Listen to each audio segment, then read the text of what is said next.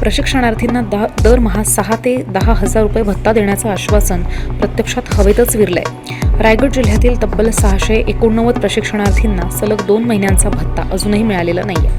तत्कालीन मुख्यमंत्री तथा विद्यमान उपमुख्यमंत्री एकनाथ शिंदेंकडनं या सरकारकडनं मोठ्या गाजावाजात घोषणा करण्यात आलेल्या होत्या, पण प्रत्यक्ष अंमलबजावणीत शासन अपयशी ठरतंय असा आरोप प्रशिक्षणार्थींनी केलाय. वाढती महागाई, प्रवास खर्च आणि दैनंदिन गरजा भागवताना प्रशिक्षणार्थींना आर्थिक अडचणींचा सामना करावा लागतोय. आश्वासनांचं गाजर दाखवून शासनानं तरुणांची फसवणूक केली अशी तीव्र भावना व्यक्त केली जाते. आधी विधानसभेच्या इलेक्शनच्या आधी युवा प्रशिक्षणार्थी नेमले गेले, त्यांना ऑन कॉन्ट्रॅक्ट गव्हर्नमेंट जॉब दिले. आमच्यासारख्यांना खूप आनंद झाला, कारण की बेरोजगारी खूप जास्ती आणि अशा वेळी माझी काही पोरं लागत आहेत हे बघून मला खूप आनंद झाला. महाराष्ट्रात त्या काळी जवळजवळ 1,40,000 प्रशिक्षणार्थी गव्हर्नमेंटनी लावले आणि रायगडमध्ये जवळजवळ 900 प्रशिक्षणार्थी आहेत, युवा प्रशिक्षणार्थी. पण आज लगेच इलेक्शन झाल्यावर त्यांना डावललं, त्यांना बाजूला केलं. खूप प्रयत्न केला, मागच्याच आम्ही प्रयत्न केला, आमच्यासारखे अनेक आमदार, काही खासदार, काही संघटनांनी प्रयत्न करून थोडं त्यांचे करार इकडे तिकडे वाढवले. पण आज ही मुलं अशीच त्या ठिकाणी फिरतायत, त्यांना रोजगार मिळत नाहीत.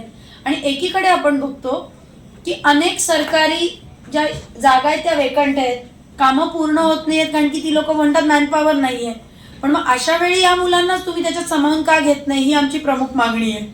आणि यांना न्याय का देत नाही हे आमची प्रमुख मागणी आहे. त्यांचे अध्यक्ष आहेत संघटनेचे, ते सुद्धा या ठिकाणी बोलतील. निधी अभावी अजून शासनाकडून कुठलाही ठोस निर्णय नाही घेत. प्रशिक्षणार्थी जेवढे पण आहेत तेवढे पुन्हा आता आझाद मैदानावर पुन्हा आपलं मागण्या पूर्ण करण्यासाठी हे करतायत, आपलं आंदोलन करतायत.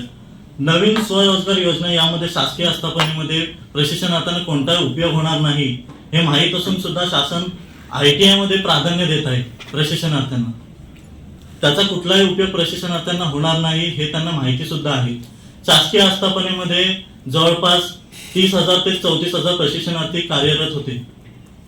त्यांना फक्त आश्वासन दिलं जात आहे. प्रशिक्षणार्थी संघटना रायगड जिल्हा अध्यक्ष ऋषिकेश पवार बोलतोय आणि संबंधित आमची ही योजना 2024 पासून 9 जुलै 2024 रोजी काढण्यात आली. जशी लाडकी बहीण तसं लाडका भाऊ म्हणून तिला मुख्यमंत्री युवा कार्यप्रशिक्षण योजना काढण्यात आली आणि त्याच्यामध्ये आम्हाला पहिलं 6 महिन्याचं कार्यकाल वाढवून देण्यात आला. 6 महिन्याचा कार्यकाल दिला. त्यानंतर आम्ही इथेच अलिबागमध्येच प्रेस कॉन्फरन्स घेऊन मागच्या जानेवारी 2025च्या कॉन्फरन्स घेऊन 5 महिन्याची मागणी केली होती की आम्हाला 6 महिन्याचा एक्सपिरियन्स घेऊन आम्हाला तुम्ही कुठे नोकरी देणार किंवा कुठे काम करून देणार. तर त्या संदर्भात आम्हाला सरकारने 5 महिने वाढवून दिले. पण त्या 5 महिने वाढून दिल्यानंतर त्याच्यामध्ये रोजगाराची शाश्वती कुठेही नाही आहे. त्याच्यामध्ये ज्या GR मध्ये 4.5चा मुद्दा आहे की ज्या आस्थापनेमध्ये शासकीय आस्थापना आहेत तिथे तुम्हाला जर योग्य वाटल्यास, त्या प्रशिक्षणार्थी योग्य वाटल्यास तर त्याला तिथेच कायमस्वरूपी रोजगार दिला जाईल किंवा रोजगाराच्या संबंधित त्याची नियुक्ती केली जाईल. पण त्याच्याबद्दल शासनाची कोणतीही ठोस भूमिका नाही आहे आणि आम्हाला जर तिथं जर शासन ज्या आस्थापना आहेत त्या आम्हाला घ्यायला तयार आहेत, पण निधीच्या अभावी आम्हाला आस्थापना प्रमुख म्हणतात की तुमच्याकडे शासनाचा आमच्याकडे निधी नाही आहे, त्यामुळे आम्हाला निधी नसल्यामुळे आम्हाला तुम्हाला तिथं नियुक्ती करता येत नाही. तर आम्ही जवळपास आता 1.5 वर्ष झाला 17 ते 18 आंदोलन केलेत महाराष्ट्र राज्यामध्ये. पण आम्हाला सरकार प्रत्येक इलेक्शनमध्ये सगळ्यांना सांगते की आम्ही तुम्हाला देऊ, सगळं देऊ, तुमची नोकरी देऊ, तुम्हाला रोजगार देण्याच्या संदर्भात आजपर्यंत कुठलाच आम्हाला शाश्वत कागदपत्री कुठलाच रिपोर्ट दिला गेला नाही. फक्त आम्हाला म्हटलं जाते की तुमचं काम होणार. प्रत्येक आमचं 17 शिष्टमंडळ बसले महाराष्ट्र राज्यातल्या गडचिरोलीपासून अगदी नंदुरबार, अगदी खालचा टोक, सांगली, कोल्हापूरपासून सगळीकडे आम्ही आंदोलनं केली, सर्व माध्यमातून आणि कामं केली. आणि सर्व ह्याच्यामध्ये योजनेमध्ये कुठली मोठ्या घरातली मुलाली सगळी ही गरीब घरातली शेतकरी कुटुंबाची पोरं आहेत आणि शेतकरी कुटुंबातली पोरं असल्यामुळं आज आमच्या मागे माननीय चित्रताई लेखाताई पाटील एकदम खंबीरपणे उभे आहेत. ह्याचा आम्हाला सार्थ अभिमान आहे. तर सरकारकडे आमची एवढीच विनंती आहे की सरकारने लवकरात लवकर याचा निर्णय घेऊन रोजगारासंबंधित लवकर निर्णय घ्यावा. कारण का जर एका दिवसात सरकार बदलू शकतं तर GR काढणं ही खूप मोठी गोष्ट नाही आहे सरकारसाठी.